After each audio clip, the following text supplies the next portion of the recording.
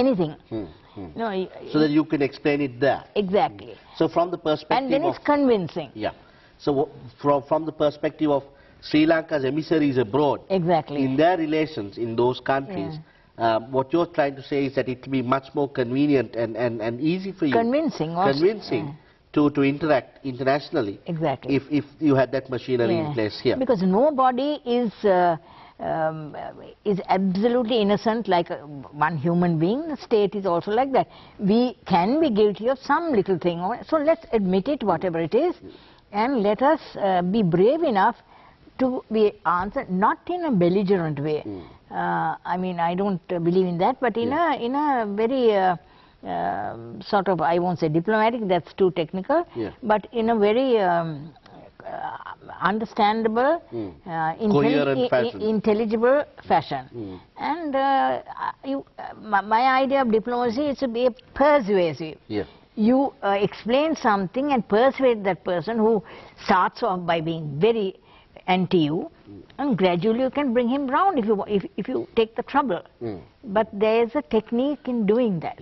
You can't. And that's the art of diplomacy. And also, you know, I always tell the army people, you people say attack is the best form of defense, and I don't agree about that with regard to diplomacy. I think former Foreign Minister Lakshman Kadirgamar said it best when he was speaking at one of these functions at the BCIS. He said that even when you disagree, you need to do it diplomatically. That's so right. the other side hardly knows that you disagree. Yes, that is quite true. It's very subtle. Very subtle. I want to take you, once having spoken of the dear departed Minister Lakshman Kadirgamar, later on in 2004, having stepped down from your hustle bustle of globetrotting years, you are then put as into training of Sri Lanka Foreign Service. Exactly. Do you want to talk to us a little bit about how that came about with Mr. Lakshman Kadirgamar? Yeah. Actually, Lakshman had, I don't know how, he sometimes picks on something, then when it interests him, he looks at it. He had come across my protocol manual, not the non-aligned one, but the general protocol manual.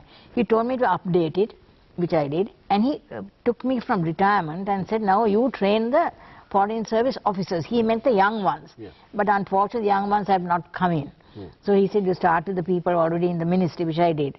And I really, really enjoyed that, because I got foreign diplomats, ambassadors and all to come, and also all the heads of department whose subjects were relevant to foreign affairs. And everybody, and a lot of the people who were there from the foreign ministry, they still tell me how much they benefit from it. But regrettably, I am not sure whether there's any such training now. And that is a great pity, because you're not born a diplomat. You have to be trained to be a diplomat. And of course, people must have some qualities which you recognize. That's why you presumably you take them into the service. And then you refine those traits and those capabilities with training. That's where I want to take you to. I know this is a fairly controversial issue, but you yourself, I mean, it's, I suppose, chicken and egg. You yourself come from a fairly affluent family. You've known, as you very correctly say in your book, you've known the Bandaranayakas, you've known Saivo Jaini, you have met, and your father was a senior civil servant. So even when you went for your interview, I mean, it's presumed that people knew who you were. But then you served under different tenures. You proved yourself in your career. So my question is this: there is this constant canker, if you like, that foreign service appointments are given, not just in Sri Lanka, even in the United States or England, that it's dished out as a sort of a santosam or a pleasure thing at any regime, that foreign appointments are given to those who you like. Is there, my question to you is, okay, admitting that that is so, like I said, even from your background, you are known to people. As long as that person can do the job, is there any problem in that? Or what is it that we can do to neutralize the situation? If you feel that that is not correct, then what can we do? But if that is so, is there anything wrong in putting someone in place? Because career diplomats, if I remember correctly, I just want to add to that, up to about 1977-78, the then head of state held the foreign ministry. It was only after 78 that the foreign ministry became a ministry of its own. That's Up true. to then, all, including Mr. Bandaranaike, Mrs. Bandaranaike, Mr. Jawad, it was Mr. Javadana that changed it to have a Mr. A.C.S. Hamid as a foreign minister. Because of the executive president. Executive president. So they were the foreign minister as well, as much as being the head of state. Quite right. So is there anything wrong then in putting your political appointee, if you like, and if that is so, how do you neutralize it? Well, there's no need to neutralize if the political favorite, or who you like to call it, is competent in that particular field. But how do you know he's competent without testing him out? He has not been in that field before you appoint him, isn't that right?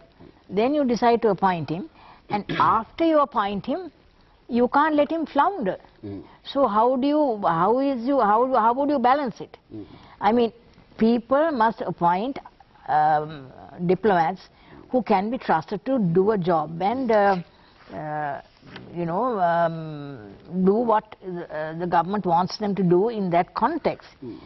So, but how do you distinguish the career diplomat to that then? I mean, the career diplomats have to go through exams, they have to be picked through an exam. Trained. So how do you distinguish between the two? No, it's very simple. Believe me, some career diplomats are equally politicized. I mean, they run behind the politicians all the time. Can't help it. That is human nature. If they see an advantage in being somebody's man or woman, they'll do it. So that is human nature, and you can't change that. But you have to appoint somebody not merely because you like him, but because you see some substance in him which he can be expected to utilize for the benefit of the country abroad. Exactly. That's exactly what I'm trying to get at. I mean, there must be lots of people like that. Yes. But for God's sake, choose them, not everybody willy-nilly, you see. But then that is the difference now. Even whatever manner of picking that was there in the 50s, after selecting you, your batch, you were sent for training to Cambridge for 1 year of international languages and the laws and whatnot. Then you were sent to the Commonwealth Office for training. What can you say about the training that goes on now? I mean, you were involved in the training. I don't know of any training that goes on now. You tell me. I don't know. But what were you doing at... No, that's finished. At 2007 it was over. That was, the training of diplomats was over in 2000? Lakshman died. Yes. And I was also, so that came to the end of the... Yeah. Right. So you are not aware of any training that goes on now? Not that there is a Bandaranaike... Center for International Studies. No, that of course is for academic work. Yes. Then there's the BIDTI, which where I also, used to be invited to give lectures on protocol and whatnot. Right. But that is not training. People are taken, I'm not talking about BCI, I'm talking about BIDTI. Yes. People are taken in if they want to follow the course. They call it as a... So, I see. So that's not being recruited and trained? No, like that is not, and they are not likely to get into... You know how our young people today, I feel sad about it, but maybe it's necessary in their view. They go on collecting certificates. I did this course, I did that, you know that. So this is for that, they follow the course. But they don't necessarily come into the diplomatic service. So you have to have a scheme. My point is, if you don't have a scheme, whichever way it is, you won't get the right person. It doesn't matter if they are great favorites of whoever it is, but they must be able to deliver the goods. That's exactly what I'm trying to get. Unfortunately, we're running out of time, but we got to wrap up. But I was very interested. At the end of your book, you have a column, you put on a column, the lessons learned on looking back.